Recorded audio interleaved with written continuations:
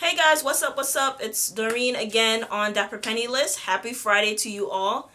Today on Share Your Skills, I'm actually going to talk about my vlogging setup.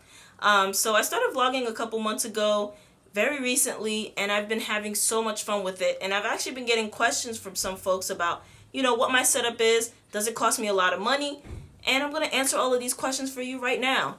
So first things first, it does not cost a lot to start vlogging. It really doesn't. It takes a lot of willpower, it takes some hard work, but it does not cost a lot. And I'll tell you why.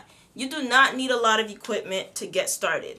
So for me, what I use to film my videos on YouTube right now is this Sony a6300. And why I use this is because it's compact. I can fit it anywhere. I can fit it in a jacket pocket. I can fit it in my book bag. If I'm going out and I want to vlog, on the streets, if I'm eating some really cool food, I can just pick this up and take a video with this. Alright, so this camera right here is about $1,300, okay?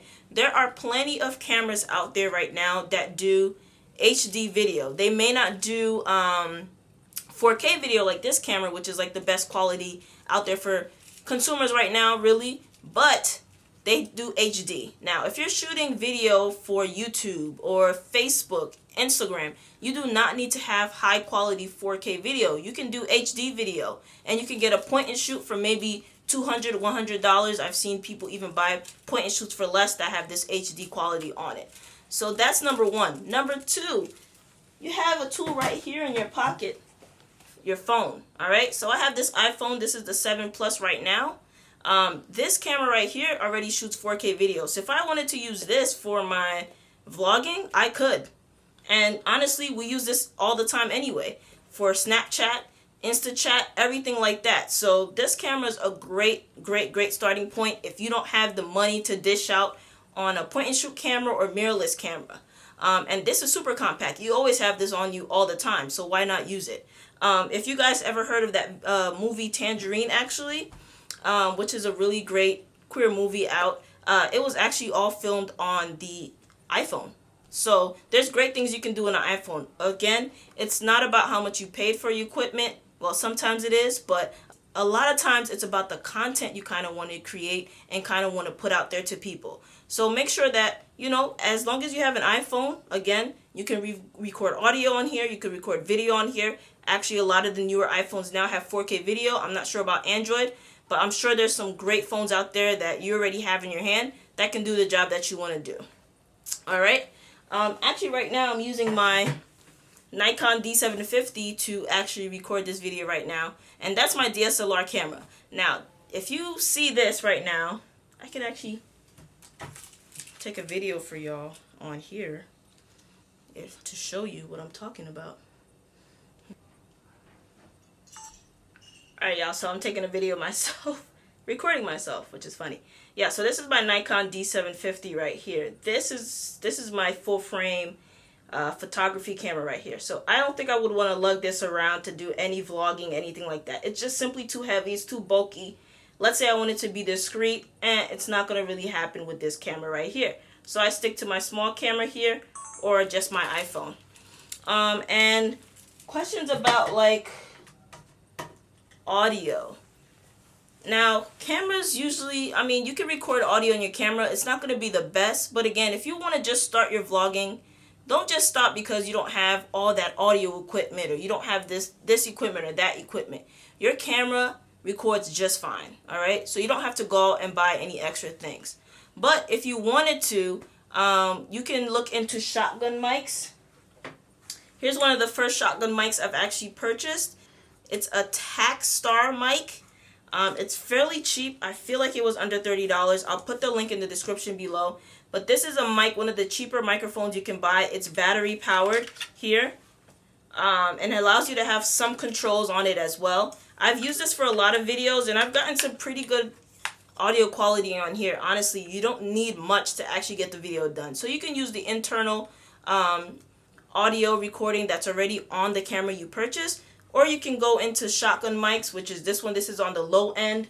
And all you have to do is plug this into your camera, and the audio will record right into the video. And usually on cameras that allow you to add external microphones, you can adjust the sensitivity and things of that nature. Now this mic here I got a little bit later. This is the Rode mic. It's the VideoMic Go. It's like I think it's the least expensive of all the Rode mics out there. This one here it's a better shotgun mic, and by better I mean it's more sensitive, has more features than a Takstar. This Rode mic was about $150. So honestly, it's not really necessary unless you have some important project, you're out there doing some documentary work and you need some really great quality. You really don't need to spend money on this. I've honestly used my Takstar mic in other videos that I've done, and it's worked just fine, so don't even worry about it. But if you have the money to spend on the Rode mic, I mean, you know, I would actually invest in it, but it's not necessary again. These are just other options I'm telling you about. Okay, last but not least, let's talk about lighting. Lighting is very important. Now, I mean, you could talk about audio all day. You don't want crappy audio, but you also do not want crappy lighting. You don't want people to be squinting or like, what's going on in that video. Like, lighting does a lot to bring up your video, to bring up the mood, etc. of what's going on in your scene. Now, if you don't have the money to buy like a crazy lighting kit, some lighting kits are in the thousands of dollars range. Those are the lighting kits people use on movie sets and things like that. Listen, use your natural light.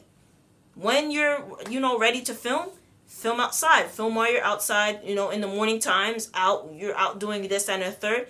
There's certain cameras, like, again, I'm saying, these point and shoots, mirrorless cameras, these compact cameras, a lot of times they're really good at nighttime shooting as well. So you can play around with the settings on your camera. And I think I'm going to do a video about the basics of photography to kind of show you guys some of the settings you can use on your camera to make sure that you're getting the most light possible out of your camera. There's a lot of factors in the camera that about the camera setup with the lens, etc., that allow you to have less or more light, and we could talk about that later. In terms of lighting, you don't need a lot. If you do get a lighting kit, you could get one with 1 to 2 light stands. Get the light bulbs that go with the light stands, and use an umbrella to kind of diffuse the light or soften the light, or use a softbox to soften the light in terms of your lighting. But again, natural light is always the best light to use. But again, if you have great lighting in your house in terms of the light bulbs you already have, use that. But in terms of me, my apartment, the lighting in here is not that great. So I definitely want to make sure that my videos have the best quality they can. So I use my lighting kits. Particularly for me, I film a lot at nighttime, so that's great for me. So I'll put a link in the description box of some lighting kits that I think that are good for someone who just wants to start out in shooting. Again, you want to make sure you have a place to put these things in your home if you have one. If you don't, again, use the natural light that you have. I would stick to the basics. If you just want to get started, start with the iPhone. Start with a point and shoot if you can. And those can be as compact. Those could be like $100 to $200. You want something that can record at least HD quality for YouTube, Facebook, and other platforms. You don't have to go crazy. Honestly, you do not have to buy the latest camera on the market to start vlogging. Honestly, people don't really even care. Okay? Just make sure that the content you're putting out is fresh. It's dope. Another thing I would also consider is what I'm going to edit my footage on. If you have a Mac computer, iMovie is your best bet to start off with. It's free. It comes with the computer. Why not use it? iMovie is what I was using to edit my movies for the longest time now. It's very easy to use. You learn how to use it quick. It's so user-friendly. It's amazing. And now I've started to use Final Cut Pro because there's ability to add plugins and do things like that. So maybe in a later video, I'll show you guys how to really make your videos pop if you want to. Maybe how to make a travel video, things of that nature. I'm looking forward to sharing with you guys. I'll add the links to all of the equipment that I've showed you guys today that I actually use. And I look forward to hearing your feedback on these videos.